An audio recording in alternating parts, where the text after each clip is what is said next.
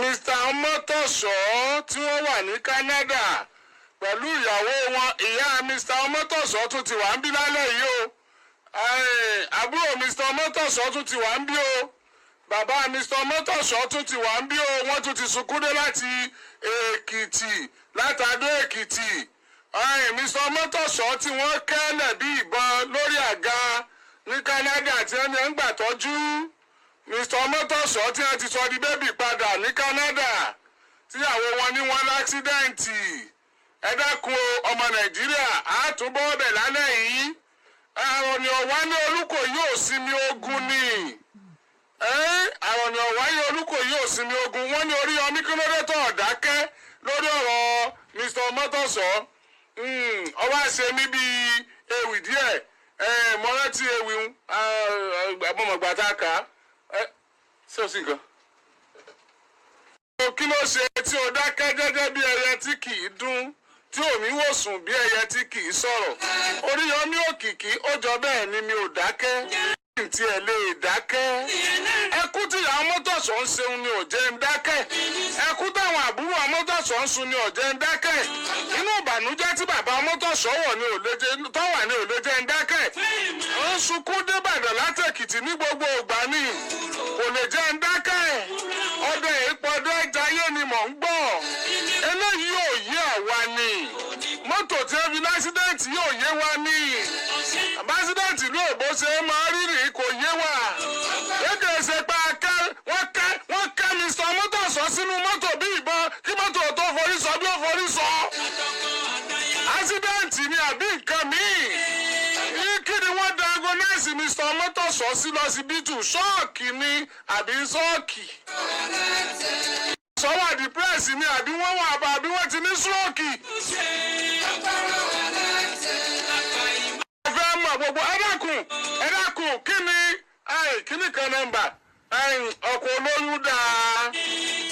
Ẹ̀yin tẹ́ wà ní Canada ẹ ràn wá lọ́wọ́ lórí Mr. Ọmọ́tọ̀ṣọ́. Ẹ jẹ́ kí ìyá Mr. Ọmọ́tọ̀ṣọ́ wọlé. Ẹ jẹ́ kí àbúrò Mr. Ọmọ́tọ̀ṣọ́ wọlé. Kí ni Mr. Àríyọ̀ ẹ ṣeun Àríyọ̀ ọmọ bẹ́ẹ̀ sọ o. Àríyọ̀ ni kì í sọ Ọmọ́tọ̀ṣọ́ àbí? Fámìlì Ọmọ́tọ̀ṣọ́ Àríyọ̀ ló kọ́ máa yẹ Àríyọ̀ Ọmọ́tọ̀ṣọ́. Mr. Àríyọ̀ ó ṣe wo ṣe ọ̀gá ìlà Mr. Àríyọ̀ ẹ jẹ́ kí ìyá wọn wọlé, ẹ dáwọn ẹbí wọn wọlé ń bo ní nǹkan dé dúró kọ́kọ́rọ́ alátẹ̀lẹ̀tò. Iṣu atẹnumọ́ràn kì í jóná.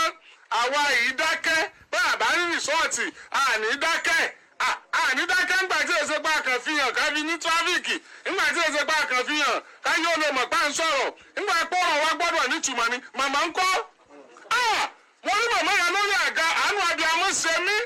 Màmá ti sùn lọ lórí àga ọkùnrin tó fẹ́ sọ̀rọ̀ iná ẹ̀bù tákítákí látàárọ̀ wọn ti dé. Bàbá dà màmá ẹ jókòó báwọn ẹ jókòó ẹ ká lẹ́sà ẹ gbẹ́nu sí báìkì ẹ dákun ẹ bá ń gbẹ́nu sí báìkì ẹ bá ń yọ ẹ tí ọmọ mẹ́jà lẹ́ẹ̀kan ní figbá rẹ̀ mú kọ ẹ máa ń ṣe ẹlẹ́pà o kí ló kọ wọn náà.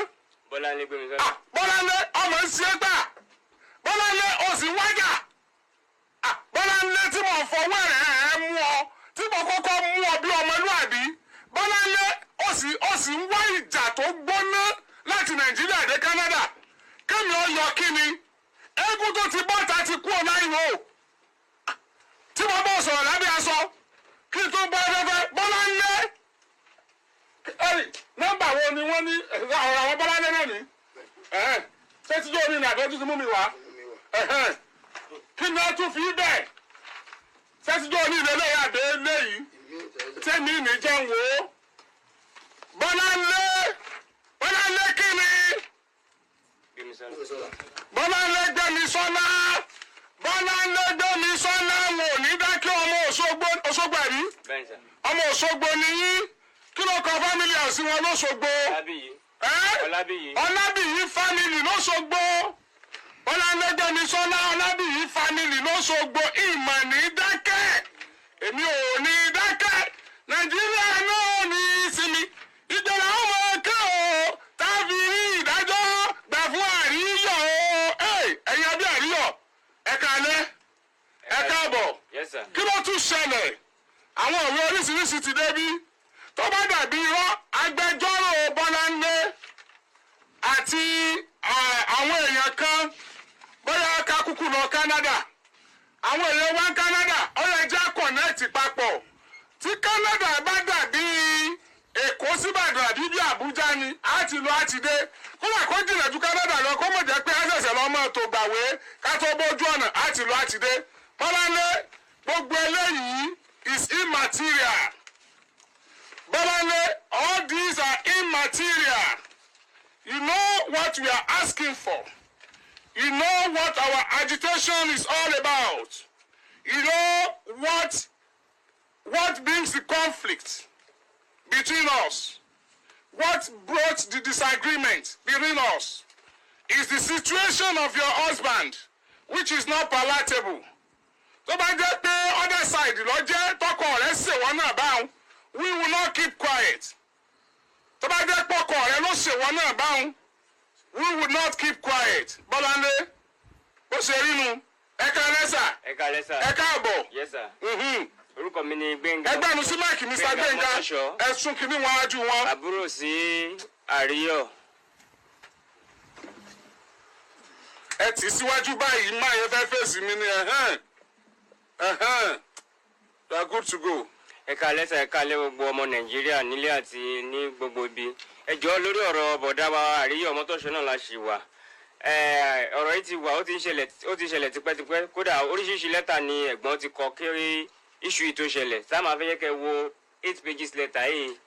Lẹ́tà oní ojú awẹ́ mẹ́jọ ètò Ọmọ́tọ́ṣọ́ ti kọ kó tó di vegetable sí Canada lélẹ́yìí o 2001 lọ́kọ eléyìí Canada gbójú mọ̀mọ́ jẹ́ wọ́n rí ìyá Ọmọ́tọ́ṣọ́ ìyá Àríyọ̀ jẹ́ kó ọmọ Nàìjíríà ó rí ìyá Àríyọ̀ tí ó sunkún pọ̀ bẹ́ẹ̀ lọ́mọ ọ̀hún jẹ́ kí ọmọ Nàìjíríà ó rí ìyá tí wọ́n bẹ́ẹ̀ bá Àríyọ̀ dá lọ́rọ̀ jẹ́ kí ọmọ Nàìjíríà ó rí ìyá tí ó jẹ́ pé Àríyọ̀ ní ìdùnnú rẹ̀ tí ó bẹ́ sọ ní ìbànújẹ́ rẹ̀ jẹ́ kí ọmọ Nàìjíríà ó rẹ́ ni tí wọ́n ń pa lẹ́kùn jẹ́ kí ọmọ Nàìjíríà ó rẹ́ ni wọ́n ń dá lọ́rọ̀ jẹ́ kí ọmọ Nàìjíríà ó rẹ́ ni wọ́n fìyà jẹ kí lè pọ́kọ̀ ìyàwó ọ̀hún. Bọ́láńlé Gbémisọ́lá. Bọ́láńlé Gbémisọ́lá yes ṣé ìyá ọkọ rẹ̀ rẹ̀ o ìyá ọkọ rẹ̀ rẹ̀ ìyá Bọ́láńlé Gbémisọ́lá níbo ni àgbàgbọ́lé wọn lọ́sọ̀gbọ̀. Ọlábíyì. lágbo nílé Ọlábíyì lọ́sọ̀gbọ̀ ṣé òun rí ìyá ọkọ ọmọ rẹ̀ tó bá jẹ́ pé ọkọ ọmọ rẹ̀ ló ṣe ọmọ tiẹ̀ bí wọ́n ṣe ṣàríyọ̀ kí ni ó ṣẹlẹ̀ báyìí kí ló dé tí a fi mú ọ̀rọ̀ Bọ́láńlé gan wá bí mọ̀ ń bọ̀ ẹ jẹ́ kó ka lẹ́tà yìí ogun ẹ bá sọ ọmọ aláìsí tó wà nínú ẹ̀ ní o. Threat to my life, my brothers and properties by Mrs. Olabiyi family. Reverend Edward Alabi, Manote Baptist Church, Challenge Ibadan, Oyo State. Dear sir, I hereby notify you of some of the activities between me and Olabiyi family.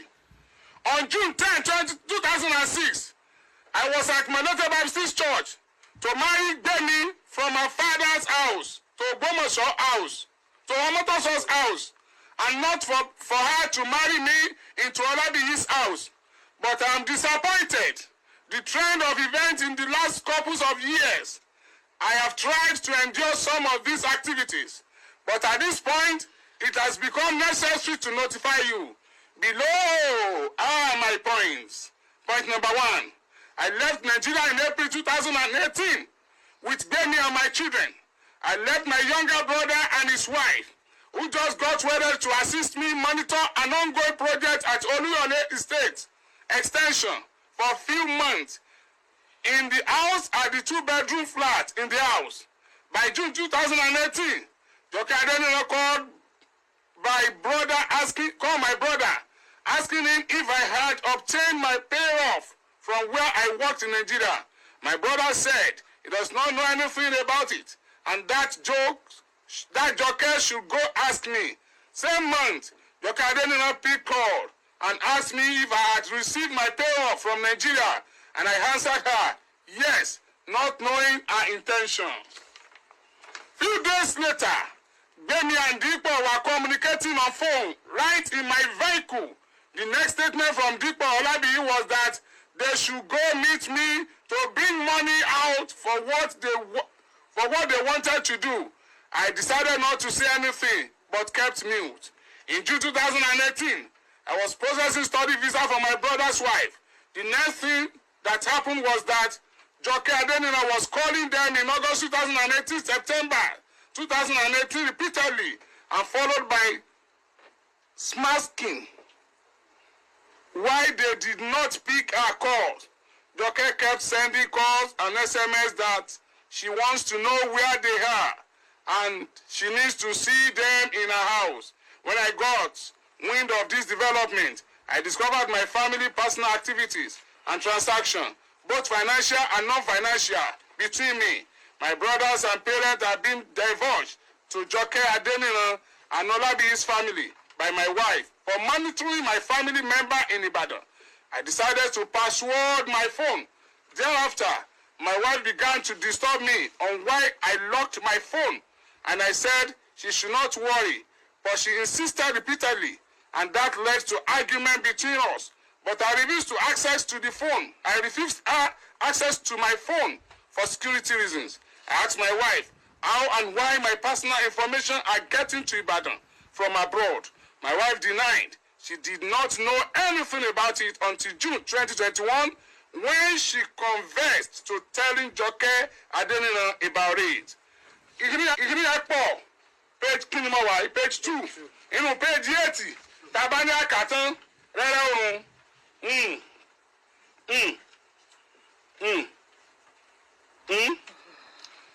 Number 6 ẹ̀jẹ̀ fún bẹ́ẹ̀. Since Gbemi has tagged my parents as witch. Wọ́n sọ báyìí ẹni. Bẹ́ẹ̀ni sà. Ẹ sọ níbẹ̀. Since Gbemi has tagged my parents as witch and my family as bad, so that she does not want them near me except her family alone. There is no way she can live with the child of witch and bad people anymore. She should move on and look for who is good that she can control. I therefore give her 3 months deadline from today, 27th October 2021, to pack her belongings. Let me know what she wants as settlement and leave Omotosho's family to her mother's house or elsewhere. She so desires. I am ready to follow up legally on this. We are okay before she joins us in Omotosho's family, and we appreciate her time with us. Wow, ìgbà tí bàbá ìlú òun ṣe mọ́ gan ni. Bẹ́ẹ̀ ní 2021 báyìí kíní lẹ́tà yẹn wọ́n kọ sí pásítọ̀ tó wọ́n kọ sí pásítọ̀ ni. Dádì ní Adó àwọn méjì náà sẹ́ndì kọ́pì yẹn sí wọn ò rí reply látọ̀dọ̀ pásítọ̀ gbọ̀ngbà yẹn. Sá incident tó ṣẹlẹ̀ yìí wọ́n ti kọ́ another letter náà. At this juncture, I wish to state as follows. Number 1, if anything happens to me, my brothers and family back home, Gbemi, Joke Adenina, Mr. Olabi and their compliance should be held responsible. Gbemi has become so dangerous to live with, following the kind of advised doctrine being sent to her, which I see with my eyes, and she will deny because she feels anything she does, she can get away with it. Therefore, cannot put my life and that of my family at risk living with her anymore. Wow. Àwọn tá a tiẹ̀ ti rí náà ó tó ń tẹ̀yìn ó jókòó sí rí i pé lọ́ọ̀yà Gbemi ti gbàṣẹ́ láì lọ́ọ̀yà Gbemi ti gbàṣẹ́ sọ́tún kù méjì míì tún wà. Ọlọ́run o ọ̀rọ̀ wa dọwọ́ rẹ o ewu ẹ bá sí lè yá. lẹ́yìn ìṣẹ̀lẹ̀ eléyìí. ó ní dandan kó jọrẹ́. tí wọ́n fi dá wọn dúró náà fi dá wọn gún yẹn. Màgùtàn bá sí lè yá. Òsì eléjì yóò jẹ gba yóò jẹ pàtíẹ. Wọ́n ti kúrò ní lálẹ́ ọjọ́ yẹn. Ẹ̀bà ni mò ń bẹ́ẹ̀ lù wá kì máa sí ló yà fẹ́ obìnrin.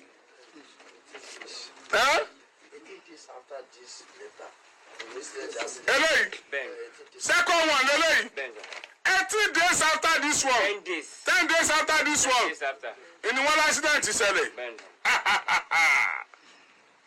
Olúwa gbà mí lọ́wọ́ ọ̀tá kémi má ṣe ṣiṣẹ́.